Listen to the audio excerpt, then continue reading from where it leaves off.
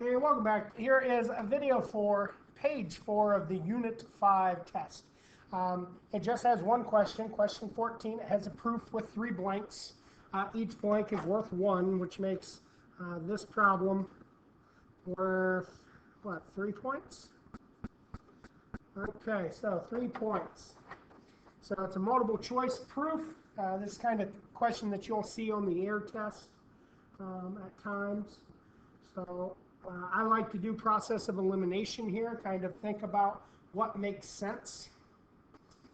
So the first thing I'm going to do is I'm actually going to highlight my picture. So line 1 is given, line 2 is my definition of parallelogram, give me parallel lines.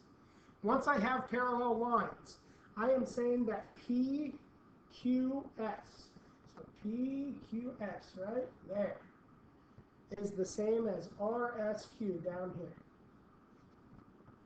And I also say that QPR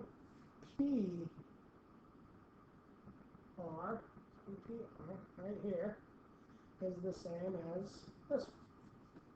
Now, what allows me to say that? Well, when I have parallel lines, if 2 parallel lines are cut by a transversal, I just need to know what type of angles these are. So if I look at my angle pairs, they are inside the parallel lines and on opposite sides of its given transversal. These are alternate interior angles or congruent. So when I look down in part A, when 2 parallel lines are intersected by a transversal, you'll see same side interior. These are not same side interior. That's wrong. When 2 parallel lines are intersected by a transversal, alternate interior. Okay, this is a possibility. Let's check the other ones. When 2 parallel lines are intersected by a transversal, same side interior. Again, they're not same side interior. And now down here, D is alternate interior. So B and D are your only 2 options. And what is true about alternate interior angles? Are they supplementary or are they congruent? They are congruent. So it is answer choice B. Answer choice B. All right, let's go back to the proof.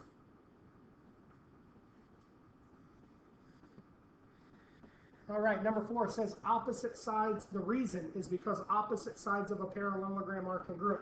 So my only options are to say PQ is the same as SR, or I could say PS is congruent to QR. So I either need PQ congruent to SR, which is A. That one looks good. PQ and SP. Let's take a look at my picture.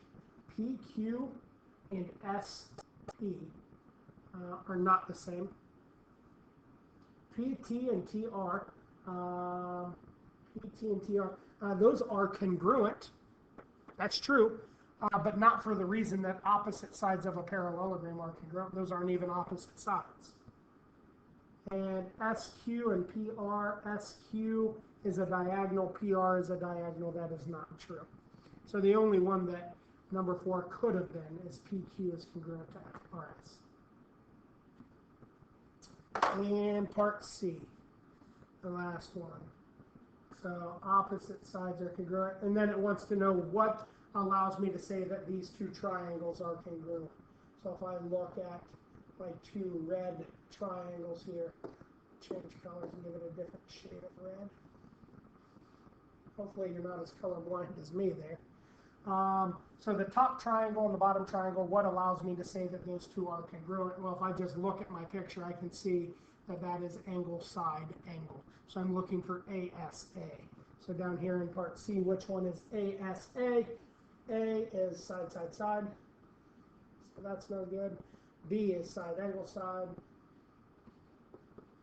That's no good. C is ASA. There's my winner.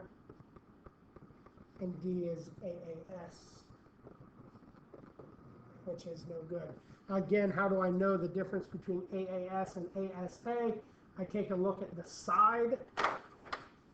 So this side right here, that blue line is in between the 2 angles. It is between P and Q. If I wanted ASA, for instance, if I wanted AAS, I would, if I knew this, let's say I knew in black. Let me get rid of the blue here for a second. All right. So if I knew what was in black, there is AAS. So you can see what AAS looks like, and then you put these in and take out the black ones, and you can see now that that side is included between the two angles, which makes it ASA. That's it. That's all for the Unit 5 test. If you have any questions, please let me know. If you plan on retaking, make sure that you email me or talk to me in class and schedule that time. All right, guys, thanks.